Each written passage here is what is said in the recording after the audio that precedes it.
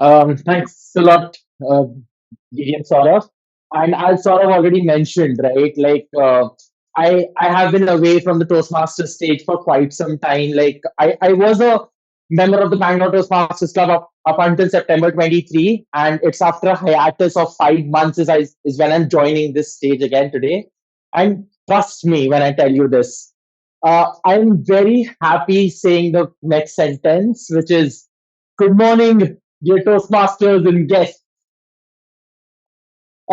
People in the audience, give me a cheer if you miss the pre-COVID era.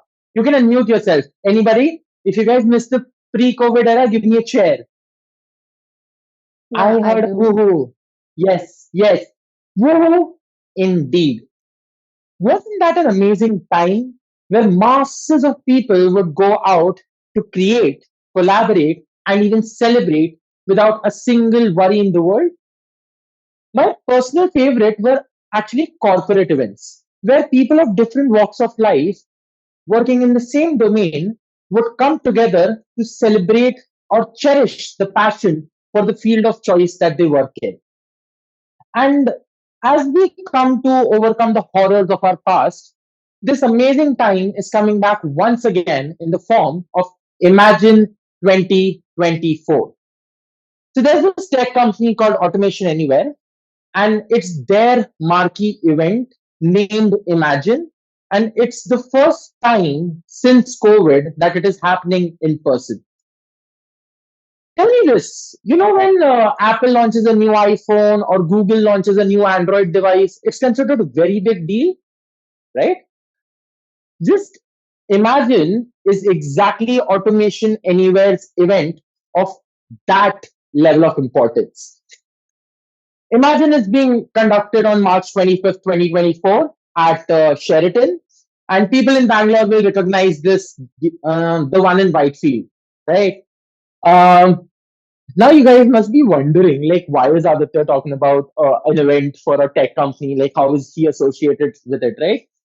Uh, Guys, accepting my mistake, I'm kind of moonlighting here as an account executive digital for Edelman, which is a global communications firm, which also happens to be the official media agency for Automation Anywhere. Now, Automation Anywhere is a client of Edelman's Bombay team, from where the VP Digital Abhishek Kumar and an intern Soham Chaparwal are flying down to do the on-ground event coverage. And I and a senior account executive Nisarg Joshi are being sent from the Bangalore team to help them cover the spread. Uh, so when we talk about covering this particular event, and given the importance of this particular event, our premise is set, and so is our war room. Under Abhishek's leadership, the plan of action looks somewhat like this. Soham, the intern, is responsible for everything publication, be it your live tweets, your LinkedIn posts, your YouTube videos, anybody, anything creates has to be published by Soham. And for this particular reason, he will be set down stationary right next to the reception, almost in a solitude. Me, like Aditya, is supposed to be working on guest testimonials. The key marker being 80 of such 1 minute videos to be recorded and sent in under the 2 day event spread. And to help me with this, we have an extended photographer. We have extended set of photographers who are being provided from the local vendor team. Uh, Nisar, the senior, is supposed to be covering everything live. How many of you understand live tweeting? Basically, anything and everything which is happening on stage has to be published on the social media in real time. And there would be additional two photographers with Nisarg to be able to do this. But both me and Nisarg have strict instructions that anything that we capture or write has to go to Soham for publication. The last of this list is Abhishek Kumar, the VP Digital, who's also someone you could consider as guard on point. Because he's a CXO himself, he will be roaming around with other CXOs, be it your CEO, your COO, your CMO, kind of understanding whatever need that they have in terms of social media at the time of the event being conducted. Look at Abhishek as the top of this trickle down hierarchy. Are you all with me up until this point? Let me very quickly summarize. Soham, responsible for publication, stationery. He's gonna sit next to the reception at all times for the 2 days. Aditya is responsible for covering guest testimonials, 80 of such testimonials, and for that I will be roaming around the event space. Nisarg, responsible for covering everything live in the atrium, in the event atrium, and will be set down stationary with two photographers with him. And then there's Abhishek, who's looking after this whole operation. In addition to this four-member team present on ground, there are two additional copywriters who are sitting in the Bangalore office named Hari and Alka, who will be approving our copy and basically giving the green check to Soham before he hits the publish button. I will quickly put down the process flow for you. Look at it like this way. Aditya and Nisarg basically capture, Hari and Alka approve, and Soham publishes. And Abhishek basically oversees this whole operation. The list of key deliverables being two major deliverables. One, 80 guest testimonials over the next 2 days, and if not more, a minimum of 200 live updates coming out from the atrium. The bottom line being very simple: keep the client happy, then absolute carnage of a social media coverage. Now that you all know the plan, the people, and the process, I now would like to make the room open to you guys to let me know what possible disruptions can happen to this almost flawless plan. Keeping the room open for 2 to 3 minutes, indication to the timer.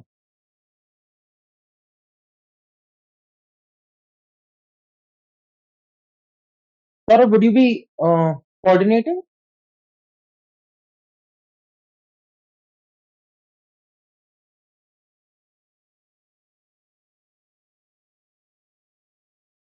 So no, Aditya, you have to invite the questions. You have to invite the guests. Okay.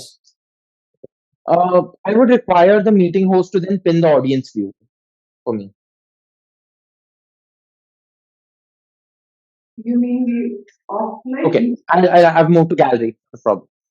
Uh, Anybody who has any possible disruptions or flaws that you see in this planning, I'll quickly repeat it for your perusal. 80 guest testimonials, 200 plus live tweets, a team of 5 people on ground, like 6 people. There's Soham for publication, Aditya and Nisarg for capturing.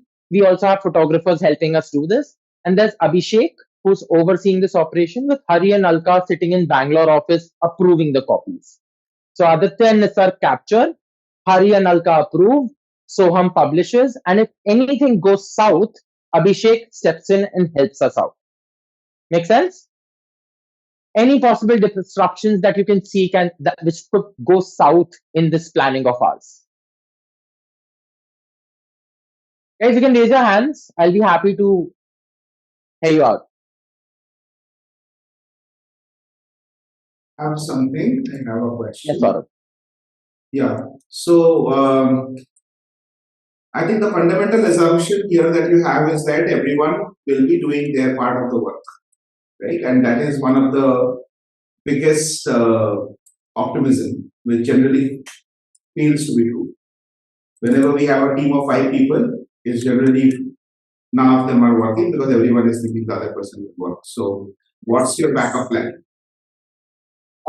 Brilliant question, Saurav. Brilliant question. And before I start answering the question, I just want to reiterate for the wider audience in case you have missed it.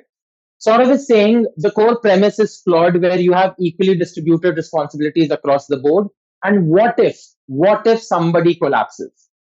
Point taken, Saurav. The idea behind is while the distribution of responsibilities has been done equally, the weighted average trust on the 5 member team that you see is not equal. You cannot trust a intern as equally as you trust a VP, right? You cannot trust your local vendor staff as equally as you might want to trust your senior. And I'm not saying it is only in line with your seniority or level of experience. It also goes to speak about the person who's being It could also happen that the intern might end up doing a much larger throughput than the VP, or the senior executive might end up doing a much lesser throughput than an account executive. But the idea is this: the system has been made in a way that even if one person were to collapse, there are overlapping responsibilities. To give you a very simple example, what Nisarg is supposed to be doing in this case, let's take a very simple example. If Nisarg collapses and is unable to comprehend in the atrium what the accent is, it is very easy for me to switch roles. Aditya can go inside, Nisarg can go outside. In case Nisarg is unable to even do the guest testimonials, I can switch again and I can find Soham to do the guest testimonials and Nisarg to do only publishing. And even if all fails, I have a CXO on ground who can take up the reins. While he's there for novelty and he's also looking after the CXOs, if push comes to shove, no leader would leave the task, unfulfilled. He would roll up his sleeves and step down and get those 80 guest testimonials and 200 plus videos out. So, to answer your question very simply, Saurav, the way while the responsibilities have been equally distributed in an average fashion, the trust weightage is different. I hope that answers your question. Yes, it does. I do have a follow-up question, but I see Aparna raising her hand, so I'll let her take that. Hey, Aparna, shoot. Hey, hi, Aditya. Okay, so you're distributing based on seniority, right, in the group. I kind of find this very flawed. How can you just assume that someone is senior and then the deliverable is going to be flawless? I understand we do that generally, but then for a tight project like this, that rationality is missing in this assumption, according to me. What do you say? But I would like to actually answer this question of yours with a line from Spider-Man. And I think everybody would have had heard this line: with great power comes great responsibility. And this sentence, if flipped around, actually has the same meaning. So, with great responsibility comes great power. And while you are saying that, the core premise of distributing the kind of work somebody is supposed to be doing basis their seniority, the actuality is kept in that sense. To give you a simple example, in a media agency, an intern is somebody who has not even started their career. This is somebody who's in their college final year or who has just recently graduated and who's still on their path of finding employment for the first time. Account executive is somebody who's into the mix for about a year to 3 years. A senior account executive is somebody who's been in the equation or in the system for somewhere between 3 to 5 years. And a VP is somebody who's there for more than 12 plus years. So it is through sheer logic, or it's like sheer tooth and nail, that if somebody has spent 12 years in that industry, even if they're the worst at what they do, they at least know what to do, right? So when we talk about the distribution or the theory behind distribution of responsibilities in this particular case, it is done keeping that ledger into account. That when it comes to publishing, it is as simple as clicking a button. Uh, I know there is ChatGPT and generative AI who can do that for us, but then we still have human children to train and make employees. That is why the intern is being given this very mundane task of publishing. But yeah, publishing is something can I or Nisarg or Abhishek can't do. But the only reason we have kept it is because the underlying premise is we have bigger fish to fry. I need to run around the event space to capture more and more guest testimonials. Nisarg has to be ever cognizant in that main stage area where he cannot miss a single key update because it is being narrated, right? The CEO walks on stage, the CEO does like a key announcement, the CEO, you know the drill, right? What happens in a keynote? Just imagine when you are looking at Tim Cook announcing the new iPhone. You're like, oh, the camera's coming out. Oh, the size has shrunk down. Every sentence coming out of the CXO's mouth is absolute gold and has to be shared on social media. Why is Abhishek on ground roaming around with these people? Because it might happen that something were to go south and a change in a media plan is required almost instantly. Something were to go south and a contingency plan has to be kicked into equation then and there. So depending upon the kind of seniority that you present, you have the kind of cognizance, the response, and the ability to deliver. So I hope when we talk about delivering or like distribution of work basis seniority. That's the underlying premise. But also in taking into account how I responded to Saurabh. In case a particular seniority level does not suffice, there are um, anchors above and below ready to rush in and get that piece fulfilled. So let's just say a senior account executive doesn't deliver. There's a VP and an account executive who can pull in and fulfill that role. If an intern doesn't deliver, then a account executive and a vendor staff can pull in and fulfill that role.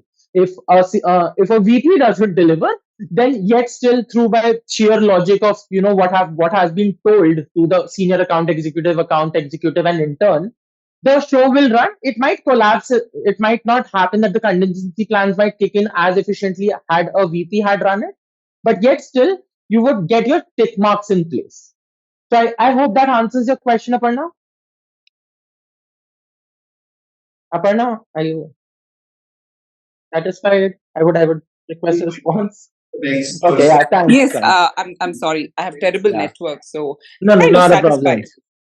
Okay, Kind of I see satisfied. Jaspreet also. I see Jaspreet also. First Jaspreet and then Sudharma. Jaspreet, your question. Actually, raised her hand first. Maybe you can go with just question that mark. Oh, okay. My bad. Sorry. Sudharma. Okay, Toastmaster Aditya, I have one question. I noticed that you have only hard metrics. What about soft skills like culture and attitude? Agreed. Sudharma, that is one of the reasons, and this kind of beautifully builds in addition to what I was giving as a response to Aparna just now. You look at how this soft skill parameter has been, cascaded. And in turn, might not have the soft skills to speak with professionals who have been in the industry for so many years. Hence, this particular kid didn't put stationery. Like, bro, you don't have to move around. You might end up pissing off someone. You don't get a chance to move around.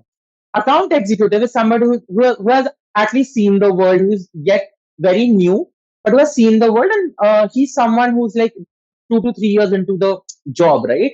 So he knows how the world works. He knows, he has that curiosity to his head that, if I were to go and ask and speak to a random guest, I can do that without offending them, right? A senior account executive, for that matter, if he's put inside the atrium and if he's capturing all of these things, one of the I think that did not get conveyed as part of the speech when I was saying, but you also need to get the copy check done, right?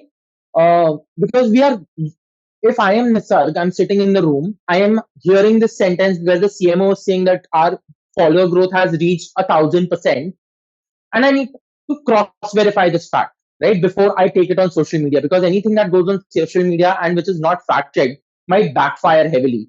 So a senior account executive sitting inside that atrium has not only got to capture that particular sentence, but also possibly cross verify with somebody from the senior media team of Automation Anywhere. And for the VP, as I said, the Abhishek is going to move around with the CXOs. So taking your point into account, Sudharma, depending on how much of your soft skills could be trusted, you have been positioned accordingly. If you are an intern who might actually, irritate someone, stay stationary. If you're somebody who's like the VP who's overseeing the whole show, move around with the CXOs. I hope that helps. Yes, just breathe to answer your question. Yeah, Mr. Aditya, my question is in reference to something that came up in the chat box just a few minutes back, that there is somebody who's an impersonating member and he could, possibly do Zoom bombing attacks. So we do see such things happening in live chats also, impersonating people, participating and all that. So how would that be taken care of? Because that has, when we refer to the pre-COVID era, and when we moved to the COVID era, when we came to all this online business, small kids, schools, colleges, everywhere this thing was happening. Even in corporate meetings also, they had to close down all of a sudden because of such things. So how would that be taken care of? Because irrespective of all the security measures companies take, still these things have been happening. Point absolutely taken, Jaspreet. And I want to answer this thing. And while I started with pre-COVID era, and we're talking about post-COVID era, and I'm talking about an event which is happening in person. One thing that became a very quick answer to Zoom bombing or spamming or some malice being thrown in an online meeting with good faith, is Zoom immediately came after with a solution called webinar only, where it is just a live stream. To give a very simple example, I'm not sure, Jasneet, you have seen videos of Apple doing launches, but Apple records a video or it is live streaming the video, and there is no way you can't even put a live chat. You can't do anything. It is not a two-way street at all. And for an event of this scale, if I'm giving you that comparable, that when Apple releases an iPhone or Google releases a new Android device, Automation Anywhere's Imagine is of the comparable scale. It's a one-way street. It's a one-way street. It's going to be live streamed on a webinar. You can go and view it, but there is no possible way for you to interrupt the actual proceedings going on ground, and also to possibly take into account, if there are interruptions on ground. No, like while there could be interruptions on online, there could also be interruptions on ground, and for that we have the security of Sheraton. And it's not something as part of my plan, but it's a contingency which is covered by the basic price we pay to Sheraton. I see the red card going up. I see 4 to 5 interruptions being covered. With that, my time today comes to an end. I'm very thankful for each and every one of you for taking time out to hear me out. And thank you. Over to Toastmaster of the Day.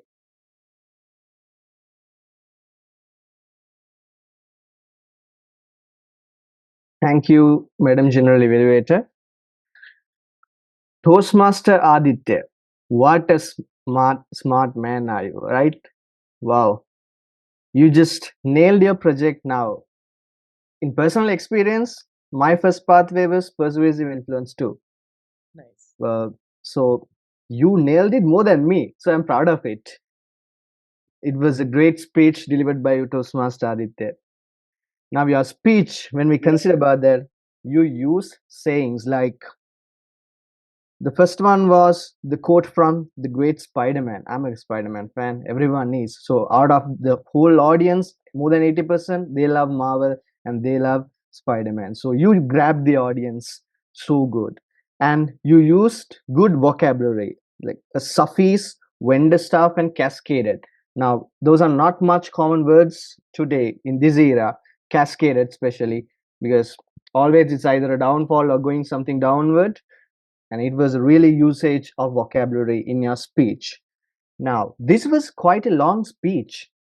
So how could you really grab the audience without getting it boring? Well, you did it great. You moved all around the screen throughout the whole process. Well, you used this stage from this corner to this corner. And you walked as well as there was good visibility, and your posture as well as your hand gesture just kept us sticked and very spotted to your movements and what you spoke of. Then, within the speech, I would like to recommend something for you. There are 2 points actually. Now, this is regarding the eye contact. Now, I'll come to this point again when I'm talking about the disruptions.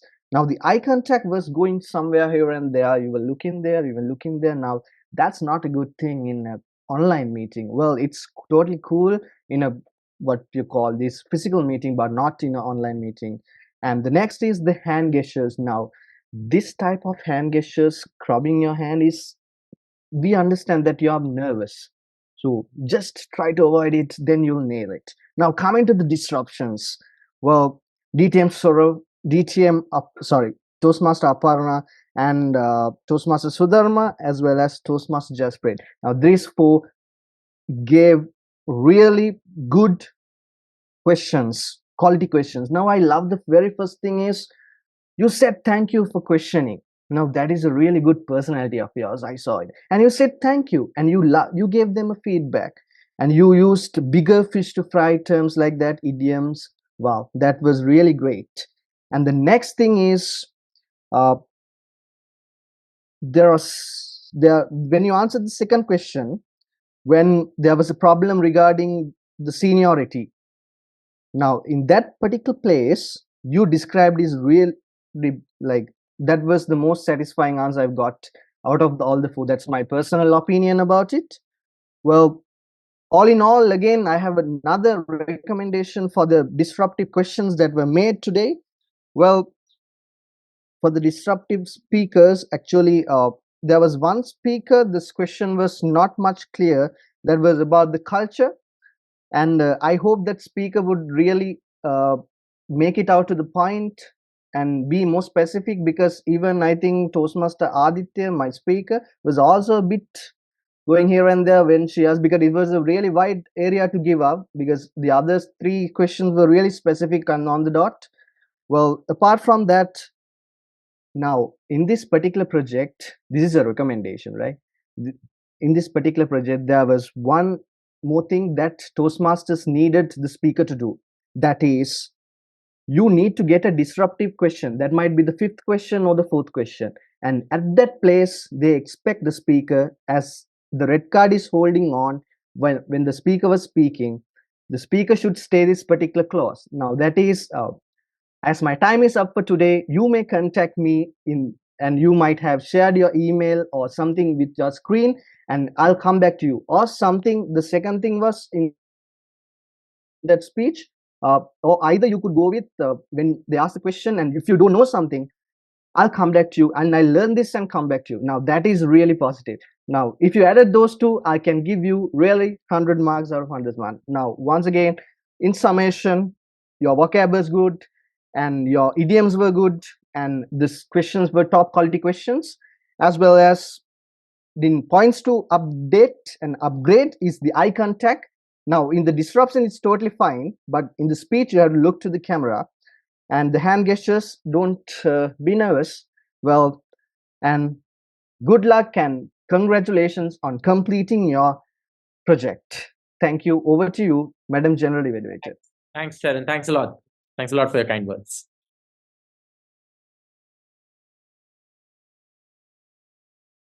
Thank you so much, Toastmaster Sharon, and also Toastmaster Aditya. So I can join your club because my pathway is persuasive influence. So yeah, I know. And first of all, I have to thank Toastmaster Aditya because this is the next project that I have to do. I wanted to get some idea about how I'm going to do this project. So thank you for that. And I'll just give my comment on your speech. You showed nice confidence as well, and also the way you answered the questions, how you received them and how you delivered your answers was right on point. And we also felt that okay, you are well aware of this topic and you were very well prepared for everything. That was one thing I really liked your speech and your whole presentation. I think your evaluator gave you the suggestions that you can improve on yourself. Being said that, Toastmaster Sharon also gave very practical suggestions to improve, as well as you were energetic and you were very helpful, and you motivated the speaker, even all the people who were listening. So on that note, I wish both of you all the best in your future projects and your future speeches. Thank you very much for both of you.